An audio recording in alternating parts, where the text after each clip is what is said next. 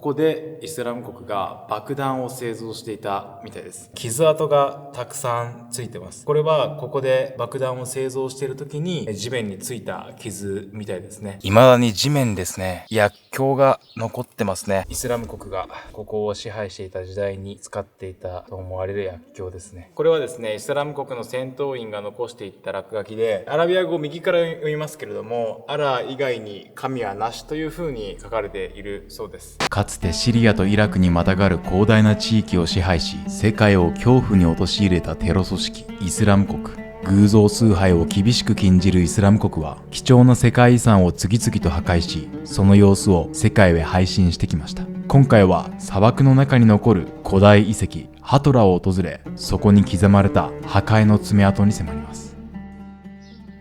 どうも皆さんこんにちは、アラカンタです。現在はイラク北部にある世界遺産ハトラ遺跡に来ています。ここハトラはかつて多様な文化が交差し、宗教や建築様式が融合した貴重な古代都市でした。しかし約10年前、過激派組織イスラム国によってこの歴史ある遺跡は破壊の対象になってしまいました。当時イスラム国はイラク第2の都市モスルを拠点に支配を広げ、近郊にある文化財や宗教施設を次々と破壊していきました。このハトラ遺跡もそうした攻撃を受けた場所の一つです。今回はこの場所に実際に立ってその歴史や破壊の背景、そして今どうなっているのかを現地の映像とともにお伝えします。ぜひ最後までご覧ください。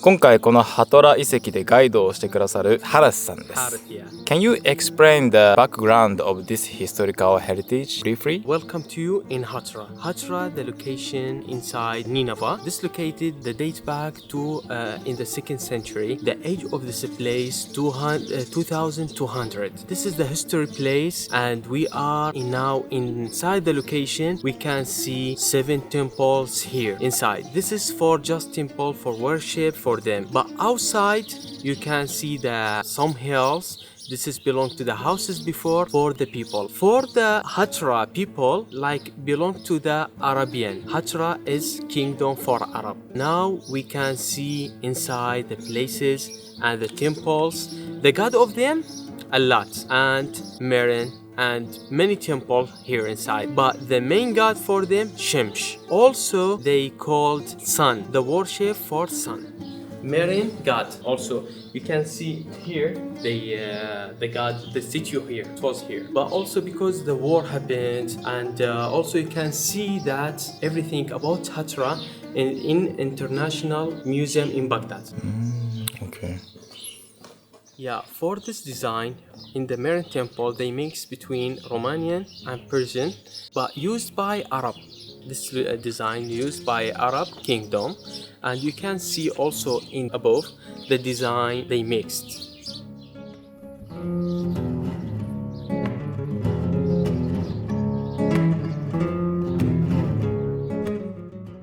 このハトラ遺跡はですね、本当にこう砂漠のど真ん中に急に現れるような遺跡でして、今まさにね、僕らがいるのも本当に砂漠の本当に真ん中に立っているような感じなんで、この辺りはもうね、湿度がもうおそらく 0% なんじゃないかな。もう鼻の穴の中がもうすっごい乾燥して痛くなるぐらいすっごい乾いていてですね、気温も35度ぐらいあるので、ものすごい乾きとものすごい気温の中撮影をしています。結構ね、イラクいろんな場所行ってきましたけれども、ここまでね乾燥している場所は初めてなんで、環境的にはね周りにあんまり人がいないんで撮影はしやすいんですけれども、自然環境的にはね非常に大変な場所で今回は撮影をしています。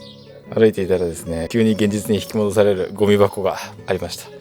た。ここは最近になって少しずつ治安が安定してきているので、イラクの人とか、あとは一部の欧米人とかですかね、観光で訪れる人もね最近いるにはいるみたいです。ただね、今日もね我々のチーム以外には誰一人として外国人いないので、あんまり気楽に旅行に来れるような場所ではないですけれども、ある意味めちゃめちゃレアなスポットを取材させてもらってます。スすでに説明をしたように、このハトラ遺跡はですね、かつてイスラム国がイラクを支配していた時代、ここを拠点にしたり、ここの遺跡をですね、破壊していたりしたわけなんですけれども、彼らがこういった遺跡を破壊する一つの理由っていうのは、イスラム教で偶像崇拝を禁じていたと。そしてこの遺跡っていうのは、このアラー以外のものを崇拝しているということで、そういったものはけしからんということで、この遺跡を破壊していたわけなんですけれども、他にもですね、このイスラム国は、このハトラ遺跡を拠点にして軍事トレーニングをしていたみたいなんですね。なので、その名残がね、今もこの遺跡に残っていまして、この傷がいろいろついてるのが、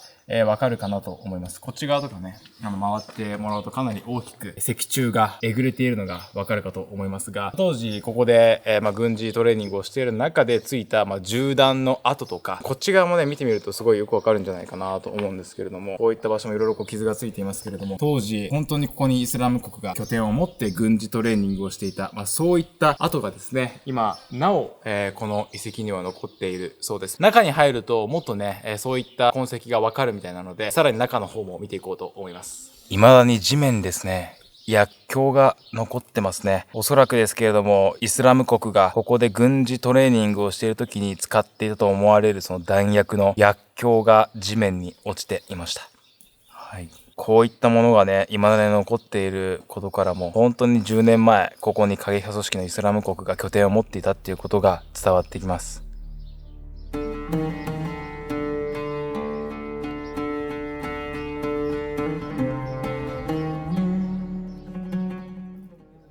日本の夏とかだとね、暑い時はどんどん薄着になって、半袖半ズボンとかがいいって皆さんお考えだと思うんですけれども、こういうですね、やっぱり乾燥地域で日差しが強い場所だと逆に着込んだ方がいいみたいです。着込むって言ってもね、別にそのコートとかを着るわけじゃないですけれども、今こういうね、はい、風通しのいいチョッキなんですが、フィールドジャケットを着て、あとはこのね、顔を隠すやつで紫外線から顔を守って、とにかくね、風が吹くとね、乾燥してて暑いんで、もうドライヤーの風浴びてるみたいな、そんな感じです。でもね、今これ撮影してるのは5月末なんで、これね、7月8月はもう50度超えてさらにきついらしいんで、まだマシな時期にね、来てはいるんですけれどもね、いや、でもやっぱ砂漠は暑いです。日本の夏とはちょっと違ったね、暑さがあります。 We are now in Allat temple. Also, the temple mentioned in the Quran. They say Allat. They worship Hatra people. They worship Allat also. The statue of the Allat inside, but also destroyed it. But you can see also the camels here. The camels. They thought the camels or the Allat god, they came by camel to this area and to stay here in this area.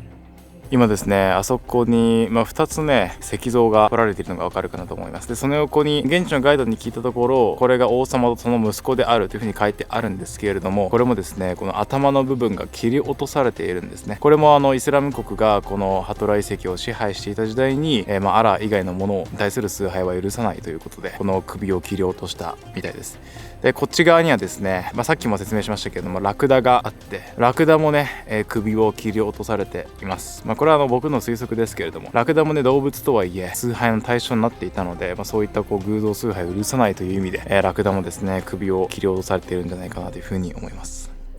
イスラム国がイラクを支配してた時代っていうのは、やっぱこういった遺跡に来ることはもうほぼ不可能だったんですか？絶対無理ですね。ここのハトラもそうですけど、南部の世界遺産のウルとかだと2003年以降は米軍が占拠して寝床にしてたりとか、いろいろやっぱり世界遺産は戦争中にすごく傷ついてきたとこですね。私もイラク戦争当初バビロン遺跡とかウル遺跡の近くの病院を調査してる時とかに、やっぱそういう軍事的に利用されている遺産を見て、いつか必ずこの豊かな文明、それから文化、世界遺産を回りたいなっていうふうに思ってたんですよ。ずーっと思ってました。で、20年以上経って今こういうふうに少しずつ回り始めていて、感慨深いものがあります。で、やっぱり世界遺産っていうのは、例えばここもすでにもうユネスコに登録されている世界遺産なので、 IS もここにいれば要するにむやみに攻撃はされないということで、その自分たちをプロテクションするためにここを取ってたっていうのもありますね。戦争の時に小学校とか病院とかを占拠することで、民間人をある意味人間盾として使うっていう、そういう戦略があるじゃないですか。それがこういう文化遺産でも同じように使えたってことなんですね。使われている。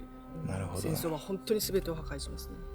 ここにはですね、壁にサダム・フセインとアラビア語で書いてあるそうです。なんかサダム・フセインの、イニシャルかなんかがアラビア語で彫られているみたいなんですけれども、このマークがね、結構いろんな場所にあるんですよ。で、これは、サダム・フセイン政権時代に、ある意味この遺跡は俺の時代を象徴するものだみたいなアピールをするために彫られていたみたいなんですけれども、こういったね、ところからも本当にこの遺跡、紀元前から存在しますけれども、何千年も長い間いろんな歴史やいろんな政治、いろんな戦争を見てきたってことがこういったところからも伝わってきますね。今日は私たち以外に観光客一人もいないですけれども、将来的にね、もう少し治安が落ち着いてきて、日本人も渡航できるようになったら、こういった遺跡に行きたいっていう人も多いんじゃないかなというふうに思うんですけれども、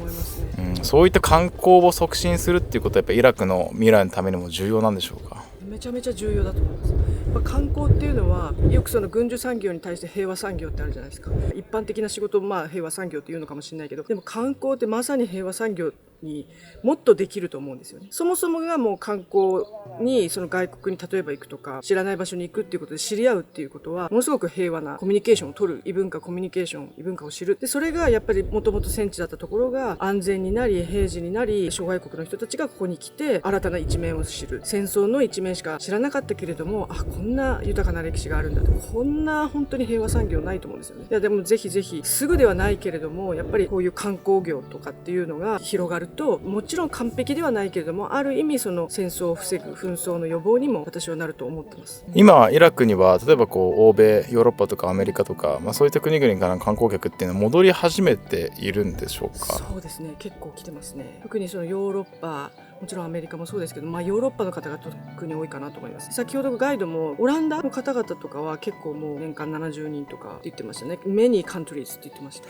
日本人に関してはもう年間多分もう10人にもならないぐらい、数人みたいな。私もここで会ったアジア人は中国人、香港の方とか、そういうちょっとアジアでも日本ではなかったですね。でもそれでもまだ年間70人とかっていうと、多くてもそれっていうともう他の観光立国に比べたらまだまだですから。でも本当はそのポテンシャルがありますよね、イラクは。人もいいし、ご飯も美味しいし、歴史もたくさんあるしで。本当にそう思います。本当にそう思います。ここには紀元前200年頃から使われている井戸があります。今石を投げ入れてくれるみたいです。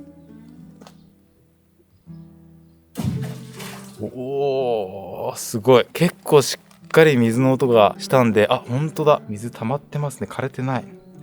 すごいですね。こんだけ暑くてもやっぱり水が枯れないみたいです。この辺の壁もね、かなり傷みが進んでいる感じがしますね。イスラム国の支配から解放されたとはいえ、未だに危機に瀕する世界遺産リストにね、このハトラ遺跡は入っているみたいなんで、修復作業とかも行われているみたいなんですけれども、そもそもこの太陽光、灼熱の太陽光で腐食したりとか、このね戦争の歴史の中で壊されたとかあるので、本当に貴重なね、考古学的に貴重な価値を持つ遺跡だと思うんですけれども、傷みが進んでいるっていうことがこういった場所からわかるんじゃないかなと思います。それにしてもね、さっき紹介したサダム・フセインマーク、めちゃくちゃいっぱいありますよ。何個書いたんだってぐらいすごい数のサダム・フセインマークがありますね。この辺りは壁に銃弾の跡がかなりひどく入っていますね。指第一関節丸々入っちゃうぐらい結構深く打ち込まれています。いや、壁にかなりの数の銃弾の跡が残っています。彫刻も全部ですね、顔が削り落とされてしまっています。全部削り落とされてますね。で、あそこにはね、おそらく大きいね彫刻があったんじゃないかなというふうに思います。おそらくこれと同じね彫刻があったんじゃないかなというふうに思いますけれども、ここも全部イスラム国の戦闘員によって全て顔があるものはね削り落とされてしまってます。Now we are in the biggest temple here in Hatra, and you can see in the front the statue, and in the left and right rooms, the people here, they came to the god for worship. After that, they giving the money for them and the gifts, take the gifts in front. ここにねブドウの絵が描いてあるんですけど、この地域昔からこのブドウを使ってワインをよく作っていたみたいですね。ワイナリーがあった場所もね見れるみたいなんで、ちょっとね最後に寄って見ていこうと思います。すごいいろんな模様が描いてますね。これはですねイスラム国の戦闘員が残していった落書きで、アラビア語を右から読みますけれども、アラー以外に神はなしという風に書かれているそうです。昔から戦争とか混乱の最中文化遺産が破壊されるっていうことは昔から起きてはきましたけれども、イスラム国の場合は破壊する様子を映像で撮影して、それをインターネットを通じて世界に広めていくっていう、自分たちが文化遺産を破壊している様子っていうのをある意味プロパガンダの一環として世界に発信をしていたっていう、そういった出来事っていうのは歴史を見ても過去に前例がないみたいですね。ちなみにイスラム国の戦闘員最後にうわーってスプレーかなんかで殴り書きをしたようなこんな汚れがありますけれども、観光客がただ遺産に落書きをするっていうのとちょっと違って、やっぱそれを世界にアピールをしたっていうところが、これまでの文化遺産の破壊とはちょっとやっぱ違う点としてやっぱ世界にショックを与えたみたいです。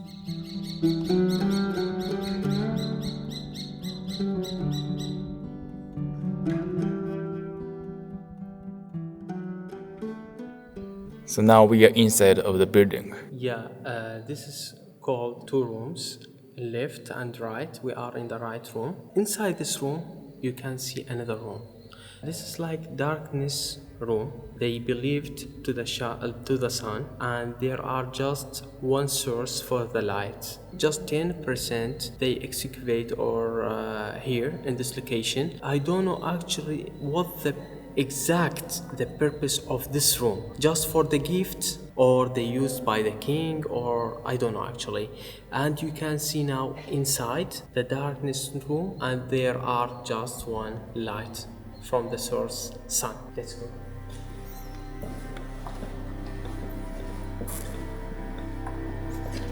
Wow, かなり暗いですね。This is the step. おお。We are in the afternoon now, but look like as we are in evening. This is the one source above for the sun.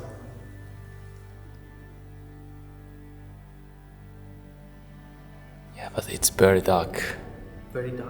Yeah. And also quiet, and we talk, probably your voice high.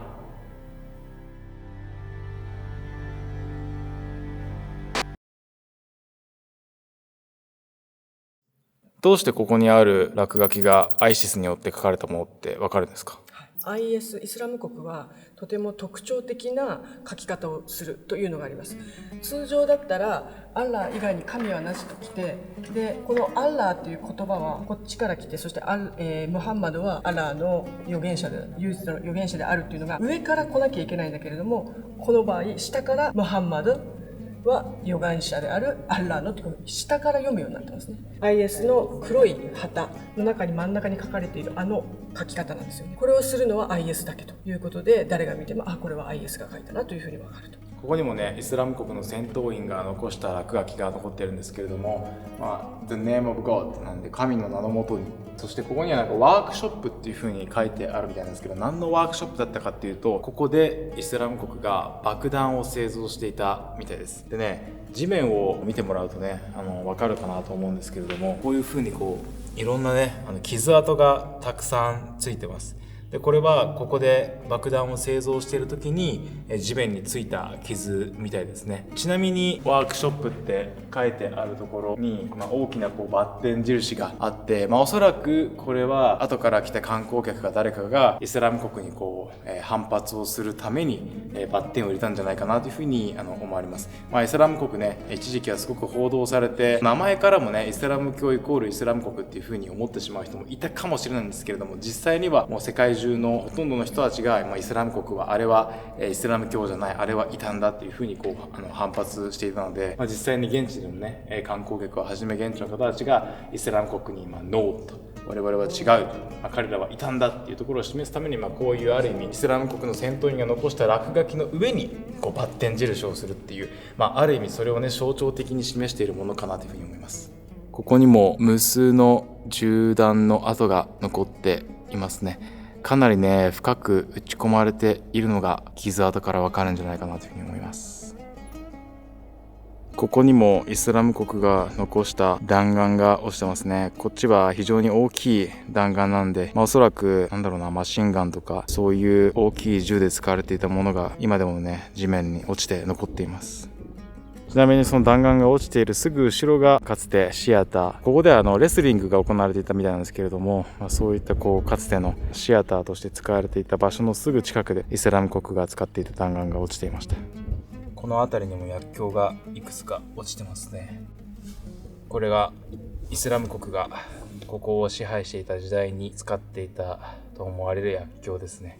こっちにももう一個落ちてます。だいぶね時間が経っているんで、錆びてきたりとかちょっと汚れがついているんですけれども、この辺りには結構まだ薬莢が落ちているので、綺麗にされてね、それでもなおまだ落ちているので、イスラム国の支配から解放された直後っていうのはね、本当にたくさんの弾薬とか、もしかしたら地雷とかそういったものはこの辺りにあったんじゃないかなというふうに思います。